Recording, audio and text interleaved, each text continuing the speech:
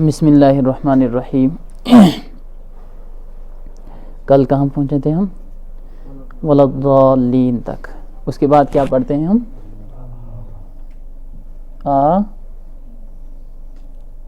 آمین. ٹھیک ہے. آمین اس کے معنی ہیں اے اللہ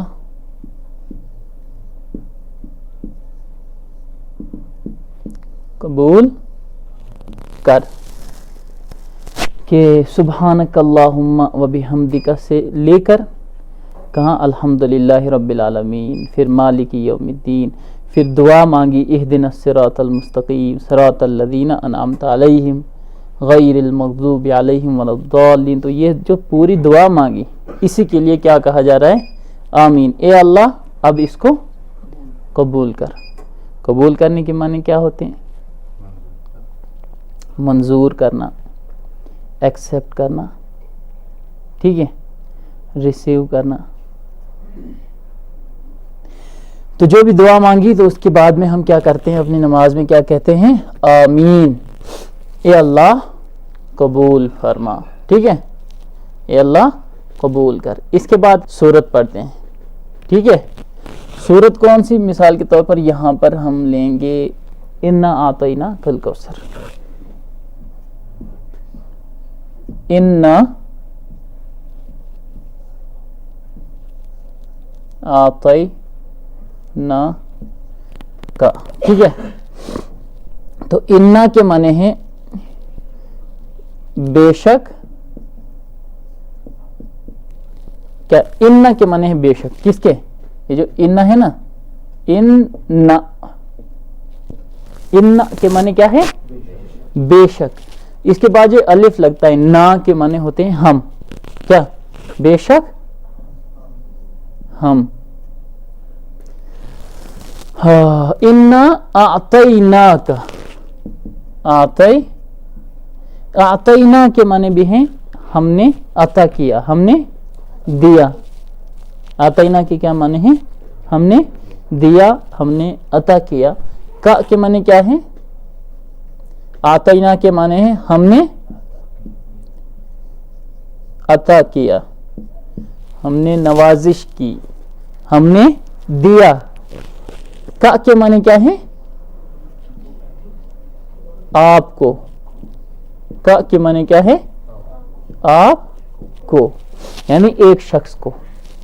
جیسے میں آپ سے کہوں کہ انا اعطیناک، ہم نے آپ کو دیا. ٹھیک ہے.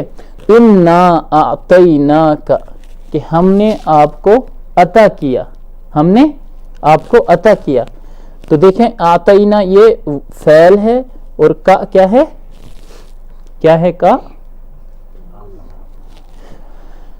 کا یہ ضمیر ہے. ٹھیک ہے. انا اعطینا بے شک ہم نے عطا کیا، کا آپ کو. ٹھیک ہے. کا آپ کو. کیا عطا کیا؟ کیا عطا کیا؟ الکوثر. ٹھیک ہے. الکوثر، بے شک ہم نے آپ کو کوثر عطا کیا. اب یہ کوثر کسے کہتے ہیں؟ کوثر ایک خاص حوض کا نام ہے جو جنت میں ہوگا. ٹھیک ہے. جو جنت میں ہوگا، جس حوض سے ہمارے پروفٹ صلی اللہ علیہ وسلم، حضرت محمد صلی اللہ علیہ وسلم اپنی امتیوں کو، جن لوگوں نے ان کی بات مانی، ان پر ایمان لایا، ان کو نبی مانا، ان کی تمام تعلیمات پر عمل کیا، تو ان کو کیا کریں گے؟ اس حوض سے پانی پلائیں گے. اس وقت جب کہ پورے انسان، تمام کے تمام انسان پیاس کی شدت میں ہوں گے، پسینہ اتنا ہوگا کہ اپنے پسینے کے اس میں کیا ہوں گے؟ وہ شرابور ہوں گے. پسینے کا وہ سیلاب بنے گا. اتنا پسینہ ہوگا کہ اپنے پسینے میں لوگ ڈوبے ہوئے ہوں گے. تو اس ایسی حالت میں کیا ہوگا؟ آپ صلی اللہ علیہ وسلم اس حوض سے اپنے ماننے والوں کو پانی پلائیں گے. انا اعطینا کل کوثر. اچھا، یہ آیت، یہ جو سورت نازل ہوئی تھی، یہ سورت جب قرآن کی اللہ تعالیٰ نے حضرت محمد صلی اللہ علیہ وسلم پر اتاری تھی تو اس کی کیا وجہ تھی؟ اس کی وجہ یہی تھی کہ آپ صلی اللہ علیہ وسلم کے جب جتنی بھی اولاد تھی، تینوں بیٹے جب گزر گئے، تو جب وہ اس دنیا میں نہیں رہے، چلے گئے، تو لوگ کیا کہنے لگے کہ محمد جو بڑا بنا پھرتا تھا، بڑے بڑے دعوے کرتا تھا کہ میں نبی ہوں، تو اب دیکھو اس کے تینوں جو بیٹے تھے وہ مر گئے، تو اب اس کی جو وراثت ہوگی وہ کہاں منتقل ہوگی، وہ کیسے منتقل ہوگی، اس کی اس وراثت کو کون سنبھالے گا، اس کے اس مشن کو آگے کون چلائے گا؟ تو تانے دینے لگے کہ بڑا بنا پھرتا ہے، دیکھو اب تو انہوں نے کیا کہا تھا؟ دم کٹا کہا تھا. کیا؟ دم کٹا کہا تھا. اب جو جانور جس کی دم نہیں ہو تو وہ بے عیب ہو جاتا ہے، جو عیبدار ہو جاتا ہے. تو انہوں نے یہ تانا دیا تھا اس وقت کہ یہ دیکھو دم کٹا، اب اس کے اس مشن کو آگے کون چلائے گا؟ تو اللہ تعالیٰ نے پھر یہ قرآن کی یہ سورت نازل کی تھی اللہ، جس میں کیا کہا گیا ہے؟ انا اعطیناک الکوثر. ٹھیک ہے، انا اعطیناک الکوثر، کہ ہم نے آپ کو کوثر عطا کیا. ٹھیک ہے، اب نعمتیں گنائی جا رہی ہیں کہ آپ کون ہیں. آپ اپنے دل پہ یہ باتیں نہ لیں، غمزدہ نہ ہوں، ان بیوقوفوں کی باتوں سے آپ کا دل رنجیدہ نہ ہو، آپ غمزدہ نہ ہوں. ہم نے آپ کو کوثر عطا کیا ہے، ہم نے اتنا بڑا مرتبہ آپ کو عطا کیا ہے. انا اعطیناک الکوثر. آگے کیا ہے؟ فصلی. فا کے معنی ہیں تو، اور یہ اس کے معنی اب بھی ہو سکتے ہیں. ٹھیک ہے، اچھا ہم نے آپ کو کوثر عطا کیا، اتنا بڑا مقام عطا کیا، تو اب کرنا کیا ہے آپ کو؟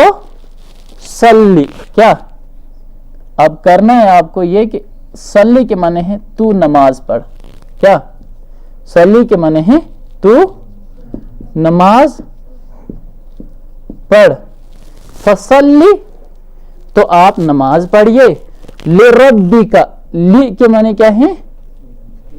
کے لیے. ربن کے معنی کیا ہے؟ ہاں،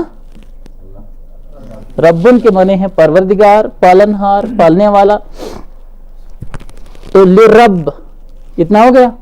اب کا لگا دیں گے. کا کے معنی کیا بتایا تھا ابھی میں نے؟ 13.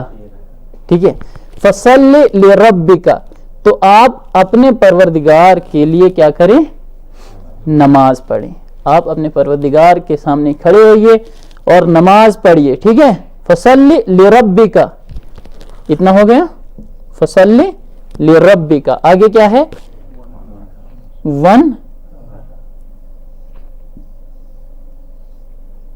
ونحر. اب یہ بھی کیا ہے؟ امر کا صیغہ ہے. یہاں بھی حکم دیا جا رہا ہے فصلی میں. ٹھیک ہے، اور انحر، اصل میں یہ انحر ہے، تو واو سے ملا دیا تو کیا پڑھتے ہیں اس کو؟ ونحر. فصلی لربک ونحر. نحر ینحر کے معنی ہوتے ہیں قربانی کرنا، جانور کو ذبح کرنا. ٹھیک ہے، جانور کو، اس کو جو یہ ہوتی ہے نا گھوٹی، اس کو کہتے ہیں نحر. کیا؟ نحر. تو اسی سے فعل ہے یہ ونحر. ونحر کے معنی آپ قربانی کریں. آپ کیا کریں؟ اپنے رب کے سامنے قربانی کریں اپنے رب کے نام پر. فصلی لربک ونحر. ونحر کے معنی اور آپ قربانی کریں. کتنے کام کرنے کو کہا گیا ابھی تک؟ فصلی لربک اور ونحر. آپ نماز پڑھیں، اپنے جو آپ کی اصل ڈیوٹی ہے، جو آپ کی اصل سمجھیں آپ کا جو فریضہ ہے، آپ کا جو کام ہے وہ کریں. آپ پہلا کیا کام ہے آپ کا؟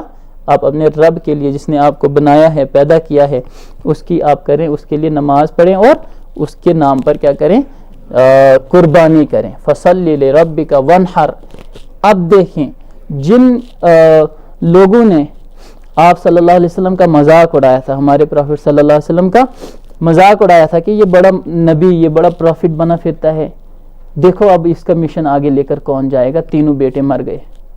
تو اب ان لوگوں کے لیے اللہ تعالیٰ کیا کہہ رہا ہے، اِنَّ کے معنی کیا ہے، بے شک. جب کسی چیز کو تاکید کے ساتھ بیان کرنا ہوتا ہے، زور دے کر بیان کرنا ہوتا ہے، تو اِنَّ لگایا جاتا ہے. اِنَّ بے شک، شَانِئَکَ